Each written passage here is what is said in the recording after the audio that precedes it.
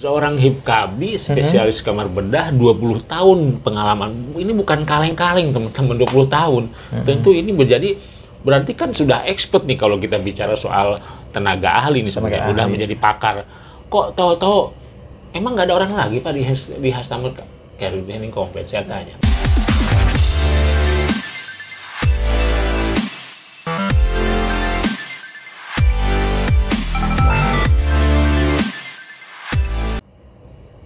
Oke guys, selamat pagi, salam sejahtera buat kita semua. Ketemu kembali saya dengan Geus Yegen dalam acara Nescafe. Semoga teman-teman di seluruh dunia, perawat dan Nusantara pada umumnya sehat semua ya. Amin. Hari ini kedatangan tamu yang sungguh spesial, luar biasa nih teman-teman. Rekan, sahabat, sama seprofesi ya. Nanti sebelum saya perkenalan lebih lanjut, nanti rekan saya akan menjelaskan. Oke, kita sapa dulu nih teman-teman. Tetapi sebelum ini jangan lupa ya, subscribe, like, dan komen supaya kita lebih semangat memberikan informasi yang inovatif dan edukatif. Oke, kita sapa teman saya sangat luar biasa. Selamat pagi Pak Kendar. Selamat pagi Pak Gerardus Yegen. Terima kasih waktunya nih. Aduh, sama-sama. Salam Nescafe. Sip. Terima kasih nih Pak udah meluangkan waktu. Pada hari ini kita sudah sekian lama ya Pak, kita nggak pernah wawancara gini, ngobrol ya. Betul. Nah, gimana kabarnya, sehat ya? Alhamdulillah, ya, sehat selalu. Terima Pak kasih. Gegen. Mungkin sebelum kita berbicara pada substansi, ngobrol santai ya Pak. Iya, ngobrol santai Pak. Mungkin ada yang belum kenal atau yang ingin berkenalan. Silakan gitu. Mungkin berkenalan Nescafe. Baik, terima kasih saudaraku, salam sejawat perawat seluruh Indonesia. Saya perkenalkan Sukendar. Saya sehari-hari tetap masih mengabdikan diri menjadi statusnya perawat. Dan di dunia maya pun kita suka mungkin berceloteh tentang hukum kesehatan dan fenomena yang sedang bergulir di dunia kesehatan, khususnya keperawatan, perihal tentang adanya sekarang perihal yang isu lagi hot tentang RUU kesehatan. Yang mana kita banyak yang menyikapi baik pro dan kontranya, itulah dinamis suatu organisasi Pak Gegen tentunya kan. Ya. Mungkin boleh sedikit dikenalkan dulu Bapak di organisasi apa yang aktif selain di organisasi profesi? Mungkin di Hipkabi atau di KI ya, atau di mana itu, nanti biar teman-teman tahu nih teman-teman bahwa kita juga punya teman. Mungkin Pak Sukendar juga aktif beberapa organisasi, tapi alangkah lebih baiknya mungkin beliau yang akan cerita dulu bagaimana dulu dia bisa membesarkan di organisasi. Dulu kalau nggak salah di kamar bedah ya? Iya. Dulu saya perawat kamar bedah, lumayan 20 tahun. Terus di organisasi profesi, saya di Himpunan Perawat Kamar Bedah Seluruh Indonesia. Cuman pada periode sekarang hanya konsultan aja sebagai tenaga pakar di Himpunan Perawat Kamar Bedah. Namun yang paling aktif atau sehari-hari saya ditugaskan untuk menjadi Ketua Serikat Tenaga Kesehatan Nasional Indonesia. Adapun sekarang di Himpunan Praktisi Hitan atau Sunat Seluruh Indonesia. Dan tentu di lainnya saya sebagai advokat juga untuk membela teman sejawat dan masyarakat pada umumnya. Demikian Pak Gegen. Ada yang menarik tadi Pak, Bapak 20 tahun di kamar bedah ya. Nah, sekarang sudah nggak di kamar bedah lagi ya? Sekarang sudah tidak Pak. Oh, di kamar sebelah nggak? Kamar sebelah.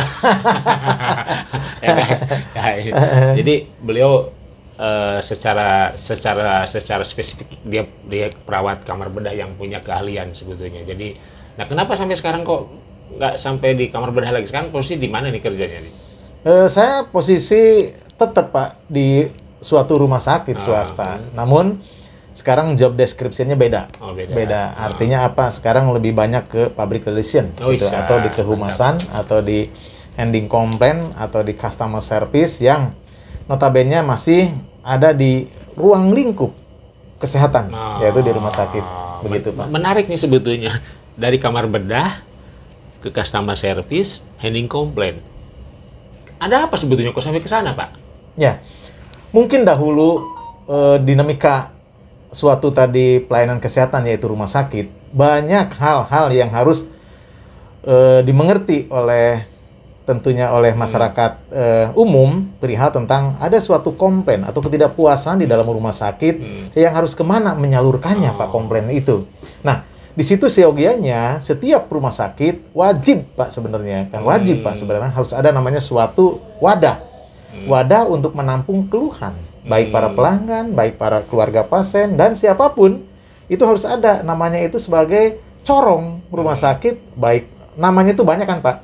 Ada rumah sakit namanya humas, ada rumah sakit namanya public relation, ada rumah sakit namanya customer service. Nah, hal itu Pak harus dimengerti dan banyak masyarakat khususnya misalnya tadi keluarga pasien atau pasien tidak tahu kalau ada keluhan di pelayanan kesehatan kemana menyampaikan gitu kan. Kadang-kadang Pak ke koran. Banyak kan tidak ke koran. Tiba-tiba ke media, tiba-tiba ada somasi. Waduh. Gitu kan. Dan acap kali yang terjadi selama ini Pak di dalam pelayanan itu semrawut. Ada yang komplain menyampaikannya ke security, satpam. Ada yang komplain menyampaikannya ibaratnya ke bagian kasir rawat inap. Ada yang menyampaikannya misalnya ke bagian farmasi, laboratorium. Jadi kadang-kadang apa? Tidak terkonsentrasi. Yang sebaiknya tadi ada konsentrasi. Jadi satu pintu tadi Pak, satu pintu. Masyarakat pada umumnya kan tahu di dalam suatu pemerintahannya ada suatu pelayanan satu pintu. Nah rumah sakit pun harusnya ada Pak satu pintu. Kadang-kadang ini yang masih belum masyarakat di dunia kesehatan, khususnya di rumah sakit, kadang-kadang tidak ada wadah tersebut, Pak. Padahal bisa dihitung, ada, tapi masih belum menggema gitu, Pak, di seluruh jagat. Padahal di pintu di rumah sakit banyak pintu ya? Banyak, Pak. Pintunya? Banyak pintu. Banyak pintu. Tapi yang sangat menggelitik nih saya, Pak. Yeah. Menggelitik, bukan saya, berarti saya geli ya. Iya. Seorang HIPKABI, spesialis kamar bedah, 20 tahun pengalaman. Ini bukan kaleng-kaleng, teman-teman, 20 tahun. Tentu ini berarti kan sudah expert nih kalau kita bicara soal tenaga ahli nih sebenarnya. Udah menjadi pakar. Kok tahu-tahu emang nggak ada orang lagi Pak di customer care handling complaint, saya tanya. Nah, itu. Kompetensi seorang Pak yang menduduki jabatan di customer service atau handling complaint harus satu mempunyai tadi basic hukum. Customer service pada umumnya gampang Pak, siapa aja boleh. Multidisiplin ilmu. Karena yang penting tadi di dalam suatu training kita menjurus ke customer service. Berarti nama service excellent kan? Tetapi untuk handling complaint harus diwadahi oleh tadi skill ilmu hukum.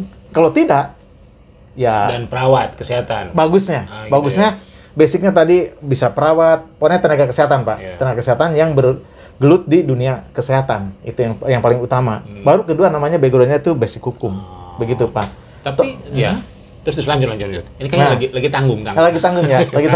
Terus. Tapi tadi Pak, yang penting dunia kesehatan, baik dia itu nanti misalnya contoh, misalnya dia orang fisioterapis kayak orang farmasi kayak dan disiplin ilmu keperawatan, bagaimanapun dia ngerti dulu Pak.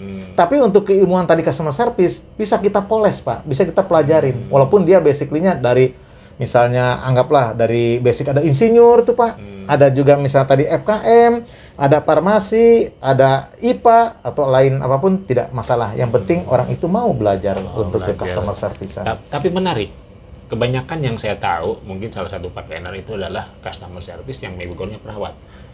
Kita kan perawat itu hampir 70% ya Pak di Wasyankes. Sebetulnya kan lebih condong ke sana kan kalau kita bicara. Jadi itu nggak perlu dipoles lagi, karena kan kita tahu banyak komplain di rumah sakit itu kan mengenai pelayanan kesehatan, terutama keperawatan, ya kan? Dikit-dikit perawat judes, dikit-dikit perawat sinis, dikit perawat, ya kan? Semua kan perawat kalau saya lihat. Rata-rata. Kenapa bisa terjadi kalau saya lihat? Kenapa perawat yang jadi? Apakah memang itu yang paling gampang dikomplain? Objek yang paling mudah dikomplain oleh masyarakat umum Pak. Kenapa? Karena perawat itu tadi Pak 24 jam pelayanannya kan gitu kan. Nah, selain dia memberikan tadi ada di depan pasien selama 24 jam, orang paling mudah mengkomplainkan kepada perawat. Padahal komplain itu bukan untuk keperawatan, Pak. Begitu kan? Bisa aja komplain itu untuk pelayanan misal security, komplain itu pelayanan misal tadi kasir, atau pelayanan apapun, tapi karena perawat paling terdepan, kadang-kadang sedikit-sedikit perawat lah yang dikomplain. Atau penyampaiannya lewat perawat. Kenapa perawat sering dikomplain di ruangan? Bisa aja, Pak, masalahnya sepele. Misalnya seperti tetesan infus, gitu kan? Ada bel yang di orang pasien ngebel nggak datang lama, atau orang telepon ke ruangan juga nggak ada yang mengangkat, misalnya kan. Paling penting di sini Pak ketenagaan sebenarnya kan, ketenagaan. Tahu saya Pak, sejawat kita itu banyak di lapangan itu faktor ketenagaan sehingga mereka tuh kadang-kadang lupa makan Pak. Aduh, gitu kan? Saya kadang-kadang prihatin, lupa makan Pak. Lupa makan gimana nih? Ya tadi karena pasiennya sibuk, pasiennya banyak, pekerjaannya load, tenaganya kurang, sehingga komplain itu akan meningkat Pak. Ya, sambil kerja makan Bapak. Nah itu tidak boleh Pak, tidak boleh melanggar etik itu Pak, tidak boleh melanggar etik, gitu kan? Ya menarik nih teman-teman, menarik. Sangat menarik sebetulnya kalau kita wawancara. Kenapa dari mulai background-nya kamar bedah, lalu kita bicara lagi customer service, lalu handling komplainnya juga banyak masalah mengenai keperawatan. 24 jam pula perawat bersentuhan dengan pasien ya. Kalau lebih mungkin 25 26 ya. Iya. Kan sering pulang kalau dinas sore katanya belum selesai, masih jam 21, pulang jam 11. Ya kadang sangat prihatin Pak, kadang-kadang perawat itu terjajah kalau menurut saya. Banyak yang perawat itu terjajah di dunia keperawatan itu. Terjajah, kenapa terjajah?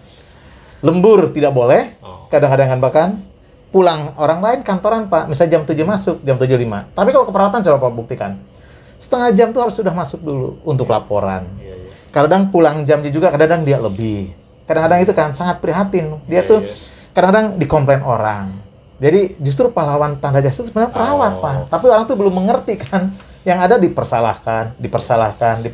Nah, kita ini bagian Pak dari suatu keperawatan. Di sini ada namanya tadi, anggaplah D3, S1, doktor, profesor.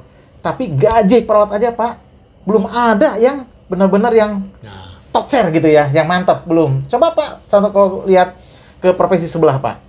Ada profesi sebelah, saya sebut aja farmasi Pak. Dia itu udah punya standar Pak, standar gaji yang benar-benar full, bagus. Sehingga kalau misalnya tadi tidak dilakukan oleh suatu perusahaan, bisa dia mundur Pak. Tapi kalau di keperawatan Pak, daripada tidak bekerja, ibaratnya kan Pak, 500.000 pun diambil, kasarnya kan? Betul. Gitu kan, makanya banyak kan gosip atau isu perawat katanya sejajar dengan gajinya housekeeping. Mungkin Bapak pernah mendengar kan? Iya. Pernah mendengar. Itu mungkin 1-2, tapi kan tidak diekspos kan Pak, karena mungkin tadi membuat malu atau bagaimana gitu. Nah ini tugas kita bersama, bukan tugas suatu organisasi profesi aja Pak. Kita sama-sama saling meningkatkan gitu kan.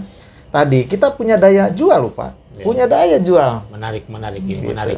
Tadi tetangga sebelah ya. Saya nengok ke sebelah itu mana sih? Tetangga sebelah. Ada istilah rumput tetangga lebih jauh. Tapi ada satu menarik tadi. Ketika pulang telat ya. Ada istilah Pak. Datang telat kena SP. Pulang telat loyalitas. Nah itu. Itulah di semua perawat itu Pak. Itu yang punya jati diri seorang perawat itu, pengabdiannya itu sebenarnya luar biasa. Kadang-kadang suka dilihat sebelah mata. Itu aja Pak. Dilihat sebelah mata kadang-kadang. Ini luar biasa menarik. Nah kalau kita bahas lebih lanjut lagi, apalagi beliau ini kan juga mengenai Ketua Serikat Tenaga Kesehatan ya, tentu dari aspek ketenagakerjaan juga beliau hafal dan tahu. Saya pikir ini yang menjadi perhatian juga. Tapi kalau kita berbicara soal upah, agak sulit juga karena kita belum punya standar. Belum punya standar Pak, masih punya standar. Nanti mungkin periode berikutnya kita bicara mengenai upah dan undang-undang yang sekarang lagi rame Pak. Undang-undang Omnibus Law. Iya, RUU tentang kesehatan. Ya, nanti kita bahas Pak. Ya nanti. Kita bahas. Sementara itu dulu teman-teman. Ini karena sudah waktunya. Sorry.